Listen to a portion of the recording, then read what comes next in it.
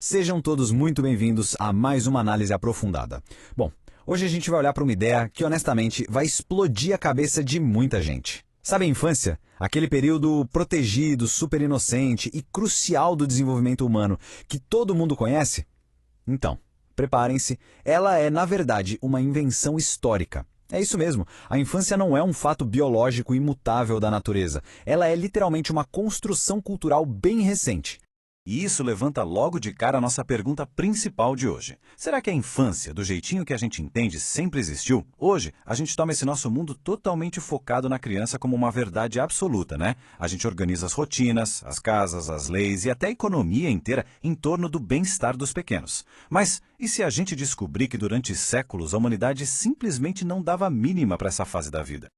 Ok, vamos mergulhar de cabeça nisso. É fascinante comparar a nossa obsessão moderna por precisão com a incerteza total do passado. Pensa só, hoje a gente tem identidades, datas exatas de nascimento, tudo milimetricamente calculado. Mas pegando um exemplo real, lá do final do século XV, o humanista Thomas Plater. Quando ele tentou descobrir a própria idade, a única coisa que disseram para ele foi que ele tinha nascido em 1499 e olha só, algum tempo perto da missa de domingo, porque foi exatamente quando os sinos da igreja tocaram. Ou seja, a idade exata era um conceito totalmente vago. Ninguém ligava para isso legalmente ou até pessoalmente. Mas claro, isso foi mudando aos poucos. O ano de 1439 é um marco bem interessante aqui. Muito antes das idades precisarem ser uma questão de identidade civil imposta pelo governo, elas começaram a aparecer meio que como um orgulho de família em retratos. Sabe aquela pintura famosa da Margaretha van Eyck, finalizada em 1439? Então, o marido dela, que era o pintor, fez questão de registrar exatamente o dia e a idade dela na tela. 33 anos. Foi aí que as famílias começaram a querer documentar a própria história, colocando as pessoas numa linha do tempo numérica real. Seção 1, o mini-adulto medieval e um mundo sem crianças. Para a gente entender essa loucura de como saímos daquele cenário medieval bizarro e chegamos no nosso mundo atual, o historiador Felipe Arias montou uma tese super densa que a gente resumiu em 2 passos bem simples. Primeiro de tudo, precisamos entender como a infância era totalmente ausente na Idade Média. E segundo, a gente precisa ver como a invenção de 2 coisas revolucionárias mudaram absolutamente tudo. E estamos falando da escola moderna e da família nuclear. Nesse primeiro passo, a gente esbarra num conceito muito curioso chamado de paparicação. Naquela época, a mortalidade infantil era assustadoramente alta. Então, manter uma certa distância emocional era, no fundo, um mecanismo de sobrevivência para os pais. Essa paparicação era só um sentimento raso. Os adultos brincavam com o bebê, achavam engraçadinho, meio que como a gente faz com um bichinho de estimação hoje em dia, sabe? Mas não tinha aquele investimento emocional profundo no futuro ou na educação da pessoa. Aí, assim que a criança conseguia andar e ter um mínimo de independência, lá pelos 7 anos, acabou a brincadeira. Ela era jogada direto no mundo cruel e pesado dos adultos. E essa tabela mostra perfeitamente como a ciência medieval enxergava o tempo. É muito louco. A idade não era um relógio biológico rigoroso que nem a gente tem hoje. Era quase místico, super ligado aos planetas e aos 4 elementos da natureza. Olha só isso. A infância ia só até os 7 anos, que era literalmente o tempo de trocar os dentes. Depois vinha a puerítia até os 14. E aí uma adolescência gigante que se estendia até os 28 anos. E detalhe, não era sobre psicologia, era simplesmente sobre a capacidade física de procriar. E a juventude, essa ia dos 28 até os 50 anos, marcando o auge da força física. Eram categorias cósmicas e não fases de desenvolvimento psicológico. Seção 2. Arte e palavras. Como a sociedade esqueceu a criança. As provas visuais são simplesmente incontestáveis. A gente tem certeza de que a infância é ignorada porque por séculos as crianças foram literalmente apagadas da arte dos monumentos. Entre os séculos 5 e o 11, se uma criança morresse, era raríssimo ela ganhar qualquer registro no túmulo da família. Quando elas começaram a voltar a aparecer lá pelo século XIV, elas nem tinham rosto de criança. Eram esculpidas como adultos em miniatura, vestindo exatamente as mesmas roupas pesadas dos pais. Foi só lá pro século XVII que aquele anjinho, ou bebê gordinho e realista, começou a aparecer nas esculturas. Foi só aí que a sociedade parece ter acordado e começado a valorizar a criança como ela realmente era. E se a arte choca, a linguagem não fica atrás. A sociedade da época literalmente não tinha palavras para descrever uma criança moderna. Pega o termo enfant, do francês antigo, que deu origem à palavra infante e que a gente traduz hoje como criança. Era uma palavra totalmente genérica, ela não dizia a idade biológica da pessoa, mas sim o nível de dependência social dela. Um enfant podia ser um recém-nascido, claro, mas também podia ser o ajudante do ferreiro ou até um soldado imenso de 20 anos que recebia ordens. Quando a gente coloca esses dois significados lado a lado, a diferença é brutal. No passado, palavras como garçom ou valete serviam para indicar que uma pessoa era submissa a alguém, independentemente de ter 12 ou 25 anos nas costas. Já hoje, o significado é outro. A gente usa os termos infantis de um jeito estritamente biológico, sempre para falar de quem ainda não chegou na puberdade. É uma mudança completa de paradigma.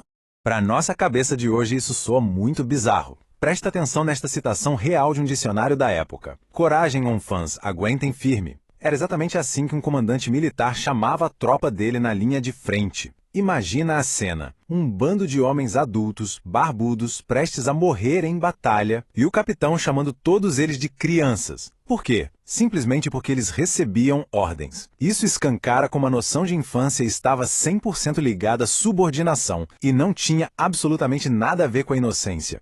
Seção 3. A Revolução Escolar e a Grande Quarentena. E aqui, a gente chega no grande ponto de virada histórico que mudou as regras do jogo. No modelo medieval, o aprendizado era na prática. A criança aprendia trabalhando e vivendo junto com os adultos. Elas ficavam no meio das rodas de conversa, iam nas mesmas tavernas, ouviam as mesmas histórias pesadas. Era uma mistura total. Mas a escolarização moderna fez o caminho inverso.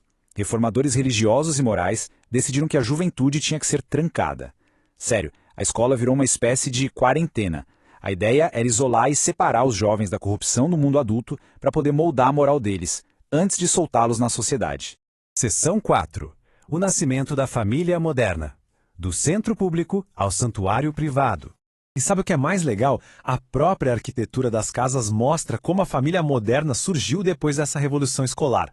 Lá no século XV, as grandes casas tinham áreas totalmente abertas, conectadas com a rua. Clientes, vizinhos, empregados e parentes transitavam pelo mesmo espaço, o tempo todo. Mas avança para o século XVIII, as plantas das casas ganham corredores isolados. Em vez de um cômodo abrir direto para o outro, começam a aparecer portas, fechaduras, privacidade de verdade. Surgem salas de jantar exclusivas, quartos só para dormir. A família literalmente recua.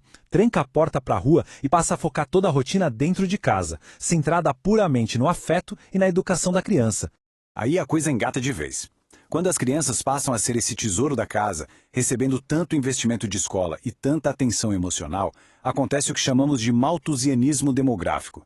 Basicamente, as famílias começam voluntariamente a ter menos filhos. A lógica é muito direta. No lugar de ter um monte de crianças e deixá-las à própria sorte no mundo, os pais reduzem o número de filhos para poder dar proteção máxima e uma educação de excelência que garanta o sucesso de uns poucos escolhidos. Seção 5. As idades em mudança. Por qual idade somos obcecados agora? A gente já viu como a infância foi inventada, mas a evolução da sociedade não parou por aí de jeito nenhum.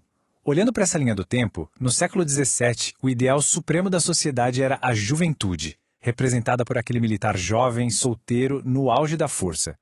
Já no século XIX, com todo o movimento do romantismo e a força do modelo escolar, os holofotes viraram para a criança, aquele ser super inocente e protegido pela família. Mas quando entramos no século XX, com o mercado empurrando as responsabilidades adultas cada vez mais para frente, nasce uma nova obsessão: a idade do adolescente. Aquela cultura jovem, espontânea, cheia de energia e questionamentos. E tem um ponto muito profundo nessa mentalidade que praticamente define quem a gente é hoje. Nossa sociedade atual idolatra a adolescência. Pensa bem, o mercado de consumo, a cultura pop, a moda, é tudo desenhado para manter vivo esse espírito de rebeldia e frescor por mais tempo. As pessoas querem virar adolescente cedo e não querem sair dessa fase nunca mais. E o mais louco é lembrar que esse conceito de adolescência nem existia como uma fase psicológica separada há algumas centenas de anos. É invenção pura da nossa época. Para fechar com chave de ouro, fica essa reflexão que mexe muito com as nossas certezas. A gente tem a mania de achar que a vida sempre seguiu esse roteiro natural e óbvio. Bebê, criança na escola, adolescente em crise e adulto maduro. Mas os registros históricos jogam na nossa cara que a humanidade cria e molda essas fases de acordo com as necessidades da época. Então, se a infância e a adolescência que a gente tanto venera hoje são só estruturas temporárias que a nossa cultura inventou, qual vai ser a próxima? Que nova fase de identidade humana a nossa sociedade vai ser obrigada a inventar no futuro? É um pensamento no mínimo fascinante para levar adiante. Fica aqui o nosso muito obrigado por acompanharem mais essa análise aprofundada e até a próxima.